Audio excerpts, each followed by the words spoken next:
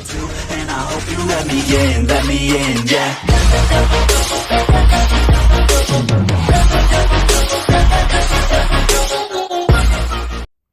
Hey guys, what's going on, dudes? It is David here, and we are back with another video. Now, in this video, guys, we'll be talking about the Falcons schedule that just got released last night. Now, we're going to be going over every specific game. Now, if you guys haven't seen the Falcons schedule, it'll be on screen right now. But now, let's go into every game. And basically, this is just going me over every game and then finally giving my prediction right at the end. So, with the first game, we're going to actually play at home, which we haven't done in a while. We're going to play it at home against the Seattle Seahawks. Now, this one's going to be a really, really tough game for us because the Seattle Seahawks are no easy team to beat. They got Russell Wilson, they got DK Metcalf. I don't think they're still going to have Jadeveon Clowney, but they added an edge rusher in the first round that has the potential to be up there. So even though we are going to start this game home, I mean last season we started the game home against we started away against the Vikings and we lost. I'm going to give us a loss this time against the Seattle Seahawks in a very, very close game, but I'm going to give us a loss. Moving on, we have next against the Cowboys. Again, at the Cowboys. Now this is going to be a really, really interesting thing because I think it's going to be a really, really close game based upon one thing, and that's if Dak Prescott does play. Because if Dak Prescott doesn't play, then I really think we're going to actually win this game. But I'm thinking that Jerry Jones is going to get this deal done with Dak Prescott, and Dak Prescott's going to play. It's going to be really, really tough to beat the Cowboys, and the Cowboys have upgraded that team in the draft. And it's going to be that Cowboys team is going to be really, really good. I think the Cowboys team, at a current point right now, is better than the Falcons. So I'm going to give us back-to-back losses to start off the season, which means it wouldn't be a good thing for Dan Quinn going so far. But the rest of the schedule, he's not gonna have a season like last season. Hopefully, I mean none of this is actually predictable because you can't predict what's going to happen when it comes to the season. So the third game we have is against the Bears at home. This is an easy one. I think the Falcons team is a whole lot better than the Bears. Even if the Bears added Nick Foles and they have Khalil Mack, I think this Falcons team is going to be well improved. If our defense can stay healthy, if our offensive line can stay healthy, we can definitely beat the Bears. So this is our first win of the season against the Bears. Next, we go to Lambeau Field against the Green Bay Packers. Most of the times when we play Green Bay, we've lost against Green Bay. Speaking about the Dallas thing real quick, the last time we played Dallas, we actually lost. So that's another reason why it gave us a loss. But the last few times we played Green Bay, we've lost against Green Bay. And this is not going to change. We're going to start 1-3 to begin the season. Well, 1-4 to begin the season. Wait, no. 1-3 to begin the season. Yeah, 1-3 to begin the season. I'm looking at this completely wrong. Next, we face off at home against the Panthers.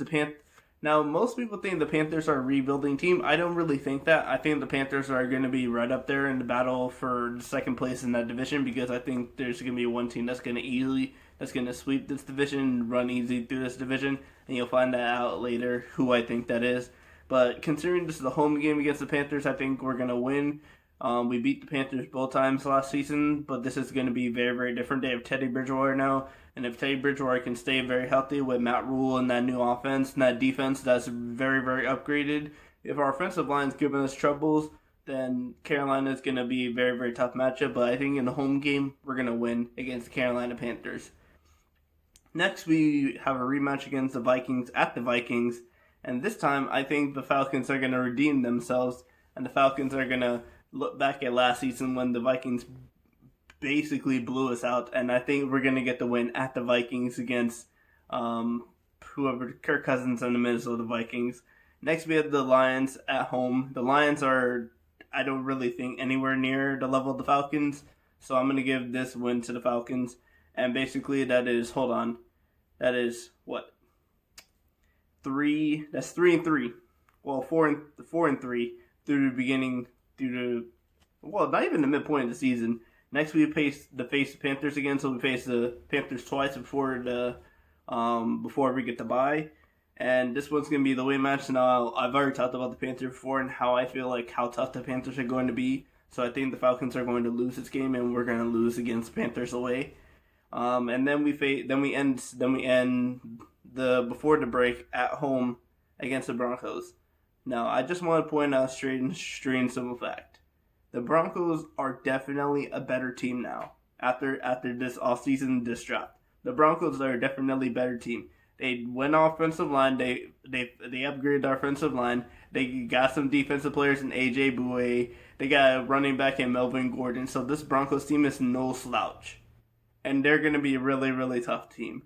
So Falcons fans, I'm really, really sorry. I'm going to give us a loss against this Denver Broncos team. So which means at the mid-season point, remember last season we were 1-7 at the mid-season point. This year's not as bad. Hopefully it's not as bad, but I can't tell what's going to happen.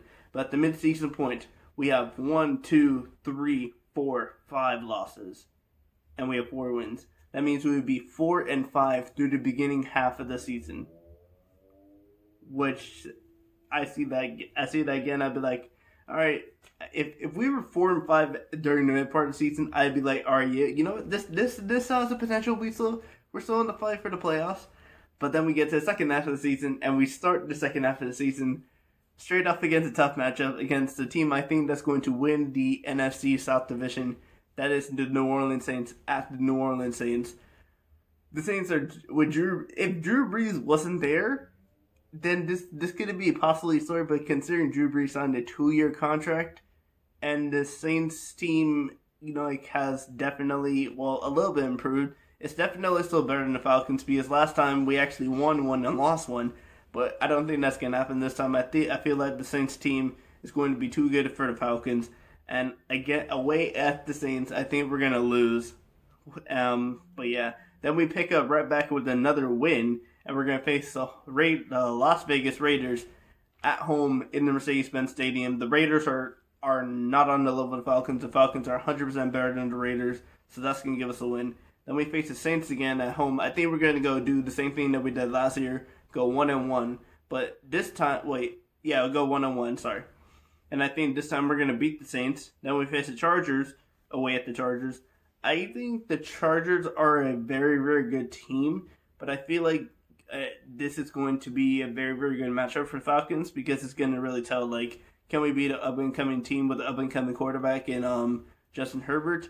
And I do think we actually will do this, and I think we're going to beat the Chargers. So we are on a 3-game winning streak right now after losing against the Saints. Then we face the first matchup against the Bucs with Tom Brady.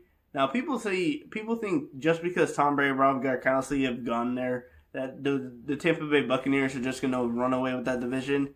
That's not going to happen because nobody can tell. Nobody can tell if Tom Brady's going to stay healthy. Nobody can tell if Gronkowski's going to stay healthy. He still needs to get the proper amount of weight to be a tight end. So nobody can really say what's going to happen at the beginning of the season.